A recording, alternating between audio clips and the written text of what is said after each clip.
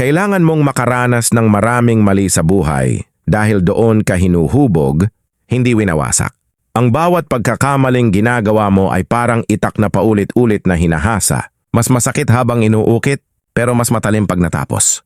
Ganito rin ang buhay, ang hirap sa ngayon, paghahanda sa bukas. Kapag nagkamali ka, hindi ibig sabihin talo ka. Ibig sabihin may bagong aral na inihahain para sa'yo.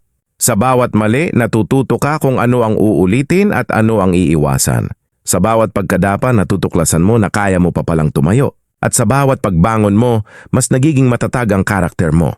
Hindi umaasenso ang taong laging tama. Umaasenso ang taong marunong tumanggap, matutong mag-adjust, at kayang ituwid ang mali. Dahil ang tagumpay ay hindi binubuo ng perpekto, binubuo ito ng paulit-ulit na pagsubok, pagkadapa, at muling pag-usad. Kaya kapag dumating ang mali, huwag kang umatras. Gawin mo itong hagdan. Gawin mo itong sandata dahil ang taong dumaan sa maraming mali, siya rin ang magiging taong makakamit ang tamang tagumpay.